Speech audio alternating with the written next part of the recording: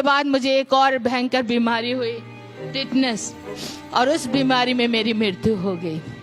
Hospital से doctor ने dead body को डिस्चार्ज करके मेरे भाई के हाथ में दे दिया, ले जाइए, अब ये नहीं बची है, खत्म हो गई है। और मेरे भाई मेरी लाश लेके घर पहुंचे। घर में हमारे सब रिश्तेदार जमा हो गए और पड़ोसी लोग भी है। सब ने कहा, रे शांता, इतनी छोटी उम्र में बच्ची मर गई। कोई कहता नहीं, चलो बेचारी का कोई तो है नहीं, वो इतना दुख उठा रही थी, इतने सालों से मर गई तो अच्छा है। अब मरने के बाद दफनाने का इंतजाम, हमारे रिश्तेदार, मेरे ताए चाचा सारे कहते हैं इसको जलाएंगे, हमारी सरदारों की बेटी है, वहां ले जाएंगे।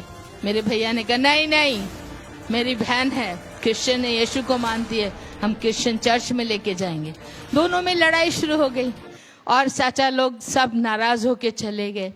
उसके बाद मेरे भाई एक पादरी साहब के पास गए, दिल्ली के बिशप बने थे बाद में वो, पहले उस समय पादरी थे, पादरी एरिक विक्टर जोनाथन। उनको जाके एंग्लिकन चर्च है, उनको बोला मेरी बहन को दफनाने के लिए आपके कब्रिस्तान में जगह मिलेगी। उन्होंने कहा हमारे यहाँ तो जिनका चर्च में मेंबरशिप होती है उनके लिए ही जगह होती है। मेरे भाई ने कहा चलो मेंबरशिप जो भी रहती है आप ले लो, मेरे बहन को अपने कब्रिस्तान में जगह दे दो, जो भी पैसा लगेगा मैं दूंगा। पादरी साहब हमारे घर आए, आके मेरी लाश को देखा। लाश को देखने के बाद कहते हैं इसको नहला पिला के ही तो कपड़ा डालेंगे, कफन ले जाएंगे कब्रिस्तान में, तो मैं ऐसा करता हूँ इसी में मैं बपतिस्मा भी दे देता हूँ, ताकि कोई पूछे तो मैं बता सकूंगा कि मैंने बपतिस्मा दिया। और उन्होंने हमारे घर में एक बड़ा वाटर टैंक था, उसमें बपतिस्मा भी दे दिया और कफन बॉक्स लेके आ गए, कपड़े सफ़ेद ला के मुझे पहना दिया गया और मेरी लाश को सजा के रख दिया। ये सब करते देखा बाद में, अरे बाप रे, टाइम तो हो गया, अभी तो कब्रिस्तान नहीं ले जा सकते, रात हो गई है, आज की रात लाश को ऐसे रहने देते हैं, कल सवेरे लेके जाएंगे। और ये कह के पादरी और उनके साथ आए चर्च के मेंबर दुआ करके चले गए। उनके जाते ही हमारे आस पड़ोस के लोग जो बैठे थे वो भी धीरे धीरे उठ के चले गए। मेरे ब्रदर साधु किशन सिंह अकेले थे और वहाँ पर उनको अच्छा नहीं लग रहा था, दुख भी लग रहा था, क्योंकि वो मुझे बहुत प्यार करते थे। मम्मी पापा के मरने के बाद मेरे भैया ने ही मुझे माँ का बाप का प्यार दिया था, वो ही मुझे पालते थे और उनको दुख भी लग रहा था। लेकिन कहते हैं आप क्या कर सकते हैं, जो हो गया हो गया, चलो अभी इस लाश के पास सारी रात क्या बैठूंगा मैं भी थोड़ी देर सो लेता हूँ। और इतना कह के मेरे भाई ने क्या किया, अपनी बाइबल ली और मेरे सिर के पास रख दी और स्वयं जाके अपने बेड में लेट गए। लेटने से पहले उन्होंने कहा प्रभु जी जो कुछ तूने किया अच्छा किया है, आगे जो तेरी मर्जी है कर, मेरी बहन की आत्मा को तेरे हाथों में सौंप देता हूँ। जैसे ही उन्होंने प्रभु को समर्पण किया करके और जाके वो सो गए, उनके सोते ही प्रभु ने अपना काम शुरू कर दिया। हालेलुया। अचानक मेरे रूम में एक बड़ी लाइट आई और लाइट के बाद दो एंजल दो तरफ आके खड़े हो गए, मेरे बेड के एक इस तरफ एक इस तरफ। और उन एंजलों ने, एक ने मेरा ये हाथ पकड़ा, दूसरे ने ऐसे हाथ पकड़ा। मैं बड़ी हैरान, हो रही ये क्या है, इतने बड़े बड़े स्वर्गदूत क्या करने जा रहे हैं। और वो मुझे उड़ा के इसी तरह उठा के स्वर्ग की ओर ले चले। हालेलुया। बहुत सुंदर लग रहा था वो दृश्य, बादलों पर इस तरह मैं चल नहीं रही थी, हवा में उड़ रही थी। हालेलुया। और वो स्वर्गदूत मुझे बहुत सुंदर जगहों से घुमाते, बहुत खूबसूरत बगीचों में से लेकर तरह तरह के फल फूल और बड़ी सुंदर सुंदर लाइटें, रोशनियां जो इस संसार की नहीं स्वर्ग की थी मैंने देखी। और वहाँ बहुत से लोग सफ़ेद वस्त्र पहने, सिरों पर सोने के मुकुट लगे, प्रभु की महिमा स्तुति आदर सम्मान कर रहे। उन लोगों ने मुझे देखा, सब खुशी से मेरा आदर कर रहे। मैं हैरान, अरे ये लोग मुझे जानते हैं क्या। और वो उनको देखते देखते फिर प्रभु का दास लोग, स्वर्गदूत लोग मुझे एक बड़े से सोना का भवन था उसके सामने ले गए। वहाँ की सड़कें भी सोने की थी और उस पर चलकर हम उस बड़े हॉल के सामने खड़े हुए जाकर, और हॉल का दरवाज़ा अपने आप खुल गया, वो भी सोने का दरवाज़ा। अंदर देखा तो बहुत रोशनी, पूरी लाइट से भरा हुआ था। और फिर लाइट को थोड़ा ऐसे करके अंदर जाके देखती हूँ, इधर भी 12 सिंहासन, इधर भी 12 सिंहासन, उन पे कोई बैठे हुए थे। बीचों बीच में एक बहुत बड़ा सोने का सिंहासन था और उस सिंहासन पे यीशु मसीह बैठा था। हालेलुया। और मुझे उनके सामने ले जाके खड़ा कर दिया गया। पवित्र पवित्र सामर्थ्य परमेश्वर, युगानुगन जीवता परमेश्वर, ऐसे तरह था कि मैं वहाँ पर प्रभु के दूतों के द्वारा उनकी महिमा को सुन रही थी। जब मुझे सामने प्रभु के चरणों में रख दिया, स्वर्गदूत मुझे रख के पीछे हट गए और प्रभु का हुक्म सुनने के लिए सब लोग शांति हो गए, ऐसे देख रहे थे। मैं नीचे पैरों को देख रही थी प्रभु के, और मेरा मन खुशी से झूम रहा था। अरे वाह, मैं कितनी भाग्यशाली हूँ, मुझे सीधा स्वर्ग में प्रभु के चरणों में आना पड़ा है। और उसी वक्त प्रभु ने मेरी तरफ देखा और कुछ बोलना चाहते थे, लेकिन मैंने सोचा मैं भी प्रभु का चेहरा पहले देखूं, और वैसे करके आंखें उठा के उनके चेहरे की ओर देखना चाहा, लेकिन उनका चेहरा नहीं देख सकी। वहां पर एक बड़ा सा सूरज चमक रहा था, हालेलुया, और उनके इतनी रोशनी थी कि मैं यीशु के मुखमंडल को नहीं देख पाई। लेकिन उसी वक्त एक बड़ा मीठी आवाज से प्रभु ने मुझे मेरा नाम लेके पुकारा, कहा, बेटी शांता, तुझे ये जीवन मैं वापस लौटाता हूँ। तू दुनिया में जा और जाके सबको बता मैं ही जिंदा खुदा हूँ और मैं बहुत जल्दी आने वाला। हालेलुया। ये था, मुझे प्रभु ने दोबारा जीवन दिया। अपना सिर, मेरे सिर पे प्रभु ने अपना हाथ रखा और मुझे नीचे की ओर धकेल दिया, और मुझे ऊपर से एकदम नीचे गिरना शुरू हुआ, और गिरते गिरते गिरते गिरते एकदम नीचे पहुंची। जैसे ही मैंने पैर जमीन पे रखे, आंखें खुल गई। आंखें खोल के देख रही हूँ मैं कहाँ हूँ, कहाँ आ गई। देखा तो वो मेरा ही बेडरूम था, लेकिन कैसे गिरी हूँ, कहाँ से गिरी हूँ। फिर ऊपर की तरफ देखा तो ऊपर आकाश खुला हुआ नजर आ रहा था। हालेलुया। पूरी हमारी छत खुली हुई और ऊपर से एक बड़ी लाइट मेरे ऊपर फोकस हो रही थी, जैसे कोई ऊपर से बड़ी लाइट जला के मेरे ऊपर चाहे वो कर रहा है, और वो स्वर्ग तक वो लाइट जा रही थी। और उसे देखते मैं जोर जोर से अपने भाई साधु किशन सिंह को बुलाना शुरू कर दिया, भैया जल्दी आओ, भैया देखो स्वर्ग खुला है, प्रभु जी मुझे वापस दुनिया में छोड़ के जा रहे हैं। उन्होंने मेरी आवाज़ नहीं सुनी। मैं उनके पास जाके उनको उठाया, भैया उठो, भैया उठो। मेरे भाई आंखें बंद करके बोलते, कौन है तू, कौन डिस्टर्ब कर रही। मैं क्या, मैं शांता। कहते, ले शांता तो मर गई है, उसकी लाश उधर पड़ी है, तू कौन है, अपना नाम बता। मैं क्या, भैया मैं मर गई थी लेकिन अभी जिंदा हूँ, क्योंकि यीशु मसीह ने मुझे जिंदा किया। उनको कहानी जैसी वो लगा, सपना जैसा लगा। मैंने कहा, आप आंखें तो खोलो, मैं इधर खड़ी हूँ। उन्होंने आंखें वैसे मल के मुझे देखा, और उस समय रोशनी नहीं थी रूम में, 4 o'clock मॉर्निंग, अर्ली मॉर्निंग का टाइम था। मेरे भाई ने जैसे ही मुझे देखा, वो सफ़ेद कपड़े ना कफन वाले पहने हुए थे, और उस कपड़ों से एक तरह की लाइट निकल रही थी, क्योंकि आत्मा का वो था मेरे ऊपर वरदान। और जैसे ही मेरे भाई ने मुझे देखा, वो डर के उठ के दूसरी तरफ जाके खड़े हो गए। कहते, तो रुक जा, तू शैतान है, भूत है, भूतनी बन के आ गई है, मेरी बहन मर गई है, भूतनी बन के आ गई है। वो कहते हैं, शैतान चली जा यहाँ से। मैं क्या, भैया मैं शैतान नहीं, शांता हूँ, आपकी बहन हूँ। लेकिन उनको विश्वास नहीं हो रहा। वो जल्दी से गए मेरे बिस्तर पे, जहाँ पे मेरी लाश पड़ी थी, वहाँ से चादर हटा के देखते हैं वाइट चादर है, लेकिन मेरा शरीर वहाँ नहीं था, मैं मतलब मेरा लाश नहीं है। वो मेरी लाश को ढूंढ रहे हैं इधर उधर रूम में। मैंने कहा, भैया आप क्या ढूंढ रहे हैं, मैं तो आपके पीछे खड़ी हूँ, मुझे देखो। कहते, तू खड़ी हो जा, दूर रहे, मेरे से पास मत आ। मैं क्या, हाँ क्यों, क्या है बात है। तो उनको लग रहा था कि मैं भूतनी हूँ। बाद में कहते, मैं छू के देखूंगा, क्योंकि भूत के तो शरीर नहीं होता है, उसको पकड़ो तो हाथ में नहीं आता है ना। तो उन्होंने कहा, मैं छू के देखूंगा। मैंने कहा, ये लो देखो। मैंने ऐसे हाथ कर दिया। मेरे भाई ने डरते डरते मेरा हाथ पकड़ा। हाथ पकड़ते ही उनके हाथों में मेरा उंगलियों का स्पर्श हुआ, और वो कहते, अरे सच में तू तो शांता ही है। मैं क्या, वही तो मैं कह रही हूँ, मुझे यीशु मसीह ने जिंदा किया है।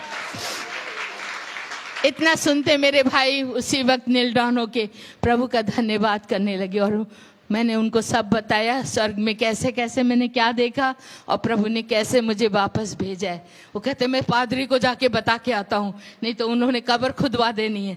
वो दौड़े दौड़े गए पादरी क्या। पादरी कहता है, अरे भाई इतना जल्दी, अभी तो टाइम लगेगा, कब्र खुदवाएंगे, थोड़ा ठहरो। कहते, नहीं अभी आपकी कब्र की जरूरत नहीं है। क्यों? मेरी बहन को यीशु मसीह ने जिंदा कर दिया। पास्टर बड़े हैरान होके मेरे भाई को देख के कहते, साधु जी आप रात को सो गए थे क्या? कहते, हाँ सोया तो था। हाँ, वही तो आपने सपना देखा होगा, कहाँ मरी हुई जिंदा हुई होगी। कहते अरे नहीं, सच बोल रहा हूँ, वो सपना नहीं है, सच्चाई है, मेरी बहन जिंदा है, आप चल के देखो। और पादरी साहब को खींच के लेके आए, चलो चल के देखो। पास्टर ने आके मुझे खड़े देखा, आंखें खुली की खुली रही। कहते अरे ये शांता कल लाश पड़ी थी, आज खड़ी हुई है। हालेलुया। और मैंने कहा पास्टर जी, प्रभु ने मुझे भी जीवन दिया है। ओ बड़े खुश हो गए। कहते हैं इस बाइबल से मैंने हजारों बार प्रचार किया। 4 दिन का मरा हुआ लाजर यीशु मसीह ने जिंदा किया, जारस की बेटी को यीशु ने जिंदा किया, और विधवा के बेटे को। वो यीशु कल और आज हमेशा हमेशा एक जैसा है। जो 2000 साल उसने पहले काम किए, क्या वो आज नहीं कर सकते? हालेलुया। वो आज भी कर रहा है और भी करता रहेगा। वो युगानी युग एक सा है ईश्वर। हालेलुया। उसी दिन मैंने सबके सामने गवाही दी। पादरी ने निकल के लोगों को बुला लिया, ऐ लोगों सुनो, कल जो बच्ची मर गई थी ना इस घर में, वो जिंदा हो गई है। इतना सुनते ही हमारे पड़ोसी, हमारे रिश्तेदार सब भाग भाग के दौड़ के आए, ऐ शांता मरी हुई जिंदा हो गई, जिंदा हो गई। अरे रात को लड़की मरी थी, सवेरे जिंदा। और सब ने आके मुझे देखा। और मेरे प्यारे बहन और भाइयों, उस दिन प्रभु ने मुझे वो मजदूरी में लगा दिया जो मैं देख के उसने स्वर्ग से भेजा। जा और जाके बता। मैंने सब लोगों को एक बात बताई, यीशु मसीह ही जिंदा खुदा है। स्वर्ग में और कोई दूसरा खुदा है ही नहीं, और वो फिर जल्दी आने वाला है। आप उस पर विश्वास करो। मेरे प्यारे बहन भाइयों, इस तरह प्रभु ने मुझे जीवन दिया, और उसी दिन से मैंने अपने आप को प्रभु को अर्पण किया। पहले वाली शांता मर गई, अब ये जिंदा जो है जीवन जो मेरे पास है वो यीशु मसीह का है, और इस जीवन को मैं यीशु के लिए देती हूँ।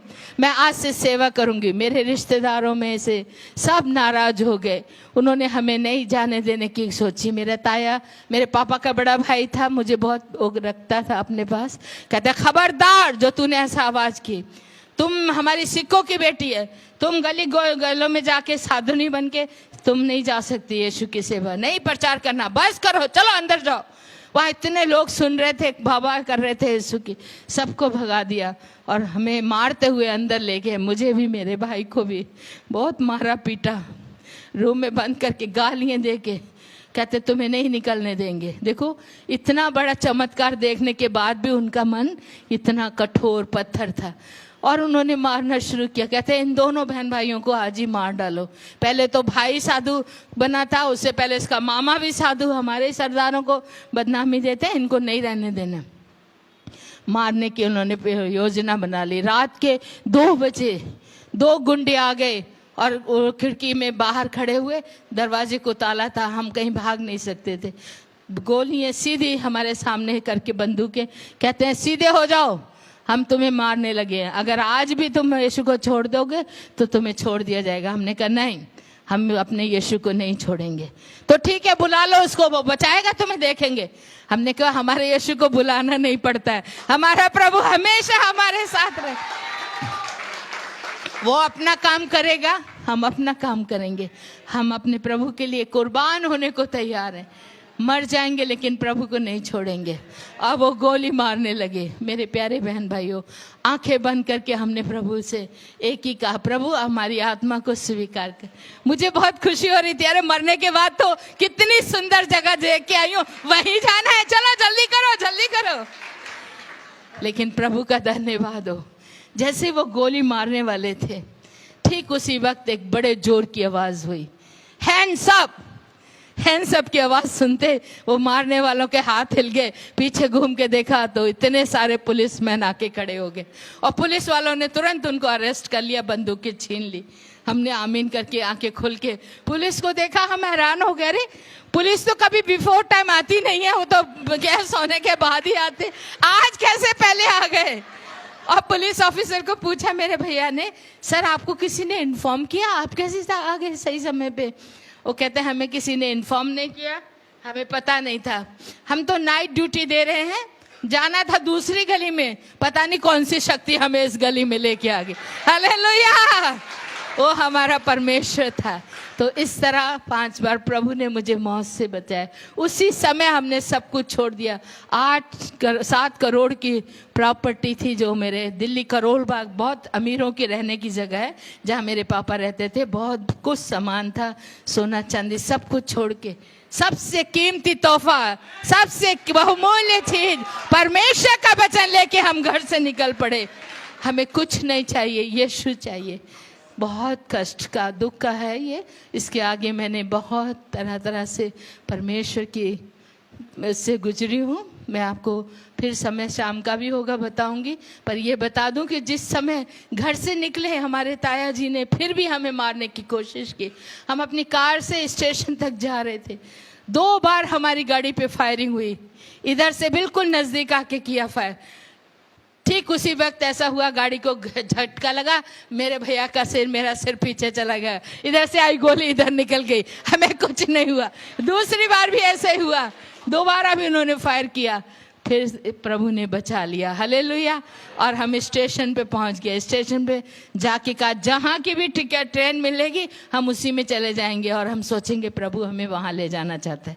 वहाँ पहुँचे तो इस प्लेटफार्म पे एक गाड़ी खड़ी थी, आसाम जा रही थी, उस पर आसाम मेल लिखा था। अरे ठीक है, प्रभु शायद हमें आसाम ले जाना चाहता है, हम यहीं जाएंगे। मेरे भाई ने पॉकेट में हाथ डाला मनी पर्स निकालने के लिए, लेकिन वहाँ मनी पर्स ही नहीं था। कहते लो शांता, पैसे भी तो घर छोड़ के आ गए, अब इस टिकट कैसे लेंगे। तभी प्रभु ने एक पास्टर को वहाँ भेज दिया और वो पास्टर ने हमारे लिए 2 टिकटें ला के दी और हमें ट्रेन में बैठा दिया। जैसे ही हम ट्रेन में बैठे, ट्रेन फास्ट हो गई, चलने लग गई। पास्टर से कहा भाई साहब कोई एड्रेस वेड्रेस किसी का है तो हमें दीजिए। वो अपनी डायरी निकाल के लिख रहे थे, लेकिन लिखने के बाद देना चाहा, इतने में ट्रेन इतनी फास्ट हो गई वो हमें ना दे सके, ना एड्रेस दे सके, ना कोई रुपया। हम लोग बिना पैसे के, बिना एड्रेस के, केवल टिकट मिल गया था हमें रंगिया जंक्शन तक का, उसमें सफ़र किया। मेरे भाई ने मुझे समझाया तभी, शांता अभी हमारा परीक्षा काल शुरू हुआ है। हर विश्वासी को परीक्षा से गुजरना है। जब तक आग को सोने में नहीं, आग में सोने को नहीं डाला जाएगा, सोना शुद्ध नहीं होता है।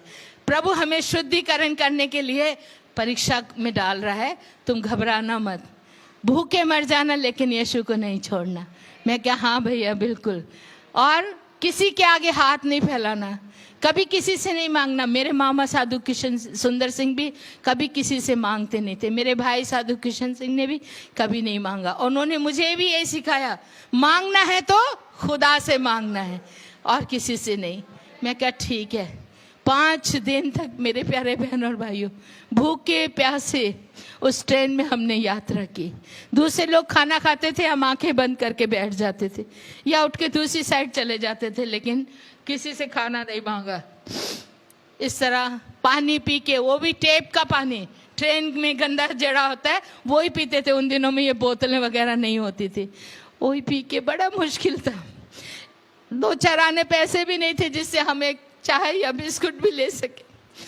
एक अमीर का बच्चे, इतना कष्ट उठाना बहुत असंभव मुश्किल होता है, लेकिन मैं प्रभु का धन्यवाद करती हूँ, उसने मुझे जिंदा रखा और ताकत दी।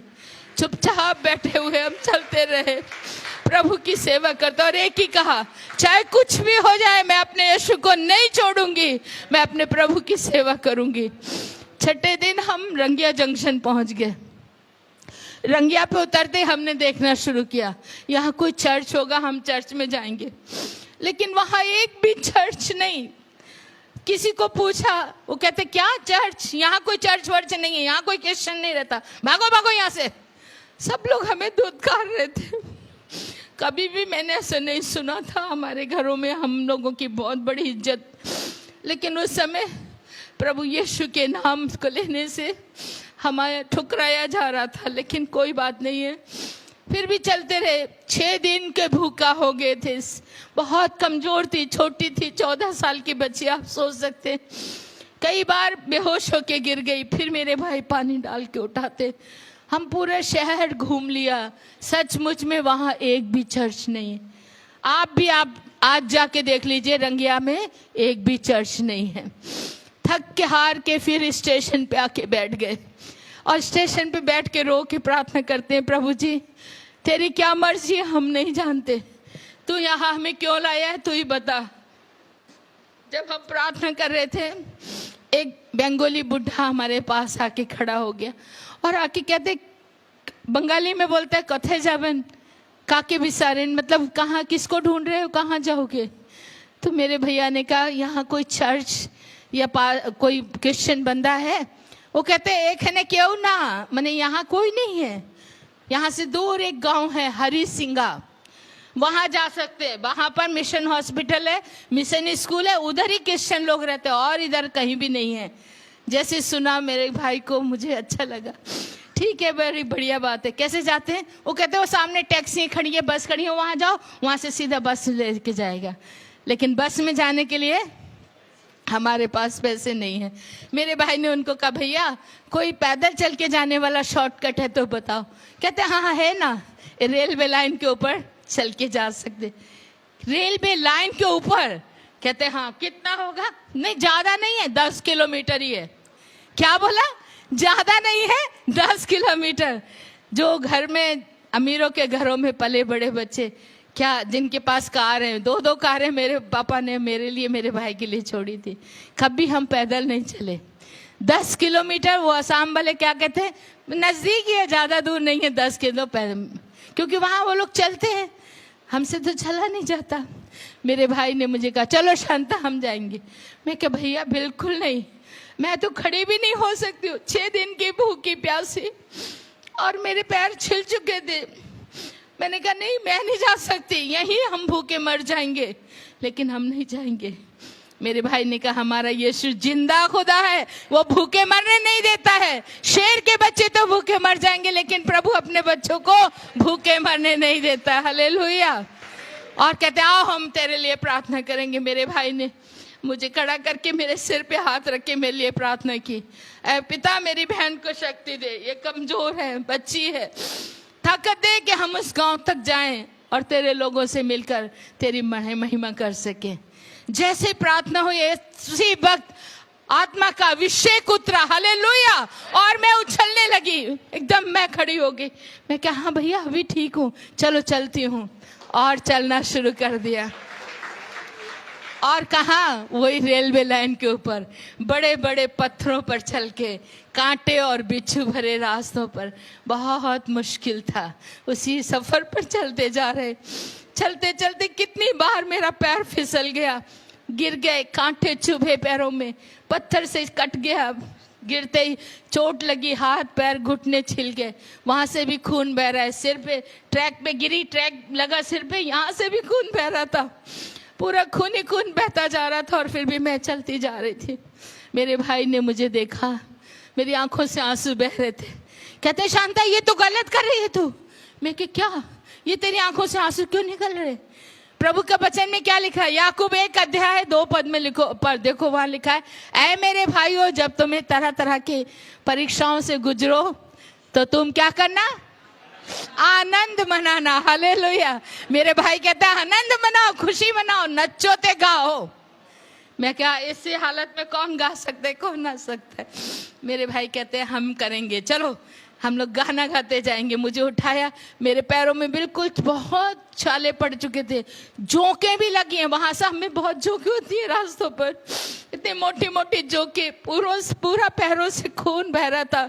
हम चलते जा रहे, हमारे खून के पैरों के निशान बनते चले जा रहे थे। साधु सुंदर सिंह मेरे मामा जी जब लद्दाख तिब्बत में गए थे, बर्फ के ऊपर उनके खूनों के पैरों के निशान, तो उनको ब्लीडिंग फीट अपोस्टल का नाम से जाना जाए। आज मैं और मेरे भाई कभी उसी रेलवे लाइन पर खून के निशान पड़े हुए हैं जहां से हम चल के गए। रात के 12 बजे जाके उस गांव में पहुंचे, बहुत मुश्किल था। पहुंचने के बाद एक घर को दरवाजा जाके खटखटा, भाई साहब दरवाजा खोलिए। बाहर क्रॉस का निशान था, इसलिए हमने सोचा एक जरूर क्रिश्चियन घर है। दरवाजे पे आवाज दी, नहीं खुला। फिर मैं चिल्लाई, auntie ji, mummy ji, please दरवाजा खोलो। फिर उनको ऐसा लगा रे कोई बच्ची की आवाजें खोलते हैं, नहीं तो आसाम में जल्दी कोई नहीं निकलता है, रात को सब डरते हैं, और कई आतंकवादी शक्तियां हैं वहां पर, अल्फा वगैरह, वो लोग रात को आते हैं, तो इसलिए मुश्किल था। मेरे भाई ने कहा भाई साहब दरवाजा खोलो। जैसे ही मेरी आवाज गई तो उन्होंने दरवाजा खोला, और दरवाजा खोल के वो दोनों हस्बैंड वाइफ दरवाजे में आ गए। आते ही कहते हैं कौन है आप, कहाँ से आए हैं? मेरे भाई ने कहा मेरी बहन शांता, मैं है साधु किशन सिंह, हम लोग साधु सुंदर सिंह के भांजा और भांजी हैं। जैसे ही बोला साधु सुंदर सिंह के भांजा भांजी हैं, उस भाई ने तुरंत मेरे भाई को गले लगा लिया, और उस माँ ने मुझे, अरे साधु सुंदर सिंह के रिश्तेदार, आइए आइए, आपका स्वागत है, अंदर आइए। और अंदर ले जाके उन्होंने लाइट में रोशनी, मतलब लालटेन की रोशनी में, जब हमारे पैरों को जख्मी देखा, शरीर में जगह जगह खून बहते देखा, वो कहते क्या हुआ, किसी ने मारा पीटा? हमने कहा नहीं, हम लोग पैदल चल के आए। कहाँ से? रंगिया से हरिसिंगा तक। बाप रे, इतना मुश्किल रास्ता, आप लोग कैसे बच के आ गए? हमने कहा हमारा यीशु लेके आया, हालेलुया, नहीं तो हमें आना मुश्किल था। उन्होंने गर्म पानी से हमारे पैर वगैरह धोए, दवाई लगाई। बाद में वो माँ मुझसे कहती, बेटी कुछ खाना खाया तुमने? मैं कहा नहीं, खाना नहीं खाया। कब से नहीं खाया? मैं क्या आज 6 दिन हो गए। क्या 6 दिन से खाना नहीं खाया? मैं कहा 5 दिन ट्रेन में थे, कुछ नहीं मिला, आज रंगिया जंक्शन पे पूरा भूखे पड़े रहे। वो सुन के रोने लगे, कहती मैं अभी खाना बनाती हूँ। हमने कहा अभी रात के 2 बज गए, 2:30 बज गए, अभी रहने दो, कल सवेरे खाएंगे। वो कहती नहीं, मैं अभी बनाऊंगी। उसी रात को उस बहन ने खाना पका के हमें खिलाया, हालेलुया। इस तरह वहाँ आसाम में हम पहुँचे, और प्रभु ने हमें वहाँ पर बहुत जगह जगह पर बड़े दुखों के बीच से निकाल कर वहाँ पर हमारी सेवकाई को बढ़ाया। अभी भी हम वहीं हैं, और वहाँ पर हमारे पास अभी प्रभु ने एक आश्रम दिया है। भाई राय जाके देख कर आए हैं, और यहाँ से और भी 2-3 लोग गए, हमारे आश्रम को देखा। आज प्रभु ने हमें सब कुछ दिया है। मत्ती 6:33 में लिखा है, पहले परमेश्वर की राज और धर्म की खोज करो तो तुम्हें सब कुछ दिया जाएगा। तो मेरे प्यारे बहन और भाइयों, उस परमेश्वर ने बड़ी बड़ी संकट मुसीबतों से हमें बचाकर यहाँ तक लाया है, और आगे भी वो ही चलाएगा, क्योंकि वो जिंदा खुदा है, हालेलुया। और वो अपने लोगों की सुधि रखता है, कभी नहीं छोड़ता, कभी नहीं भूलता। आंखें बंद करेंगे, प्रार्थना में जाएंगे। अगर कोई चाहता है उनके लिए स्पेशल प्रार्थना हो, बीमार हैं या बे औलाद हैं, प्रभु ने मुझे वरदान दिया, किसी के बच्चे नहीं होते तो उनके लिए प्रार्थना करती हूँ तो तुरंत प्रभु देता है। बहुत सी गवाहियाँ हैं। ऐसे लोग भी मेरे से मिलना चाहें तो उनके लिए प्रार्थना करूँगी, और अभी अगर खड़ा होना चाहते हैं तो खड़ा हो जाएंगे। कोई बीमार है तो वो भी खड़े हो सकते। किसी नौजवानों में किसी को नौकरी की ज़रूरत है, समस्या है, या परिवार में लड़ाई झगड़ा, किसी भी तरह का दुख परेशानी है, आप खड़े हो सकते। कर्जे के नीचे दबे हुए हैं, उससे भी प्रभु छुटकारा देगा। पिता आप सबों को आशीषित करे। प्रार्थना करेंगे, आंखें बंद कर लें, चुपचाप से प्रभु की ओर ध्यान दें।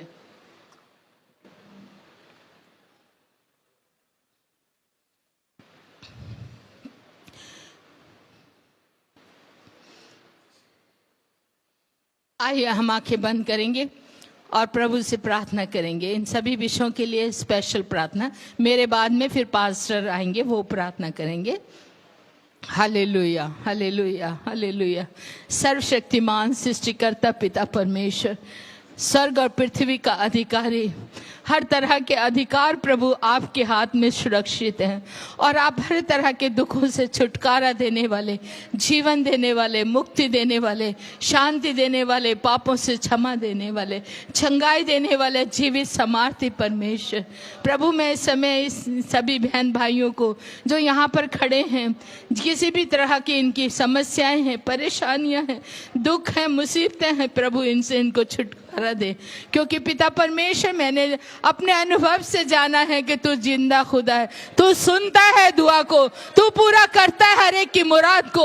यहाँ उपस्थित एक एक को प्रभु तू अपनी आशीष से परिपूर्ण कर दे, हर एक को प्रभु तू छू और उनको आशीर्वाद दे, बीमारियों को छू प्रभु और उनको चंगाई दे। अगर कोई दुष्ट शक्तियां परेशान करती है, इसी वक्त यीशु के नाम से मैं हुक्म देती हूँ, दूर हो जाए। प्रेमी पिता परमेश्वर आशीर्वाद दे, इस कलीसिया को बहुतायत से आशीष दे। प्यारे पिता परमेश्वर, कलीसिया के पादरी साहब, सिस्टर और यहाँ जितने भी सेवक तेरे हैं, इन सभी सेवकों को प्रभु जी बहुतायत से आशीष प्रदान कर। इस प्रोग्राम में जितने लोगों ने सहयोग दिया उनके लिए भी प्रार्थना है प्रभु, उनको भी आशीषित कर। दयालु पिता परमेश्वर सबके साथ हो, अपने नाम की महिमा होने दे पिता परमेश्वर। अद्भुत चमत्कारी हाथों को रख, छू ले पिता, छू प्रभु हर एक को, एक एक के ऊपर तेरे करुणा का हाथ रख दे पिता, और ये चंगाई तेरी ओर से उतरे। यीशु मसीह तू महान जीवित परमेश्वर, दया कर प्रभु जी, दया कर। जो बहनें बांझ अपने आप को कहती हैं, कहलाती हैं, उनको तू छू प्रभु जी, अपनी आशीष से परिपूर्ण कर पिता परमेश्वर। वो भी संतान प्राप्ति करके प्रभु तेरे नाम को महिमा आदर सम्मान दे सके। थैंक यू जीसस, धन्यवाद प्रभु। प्रार्थना को सुनने के लिए तेरा धन्यवाद करती हूँ, यीशु मसीह के नाम से मांगते, आमीन, हालेलुया।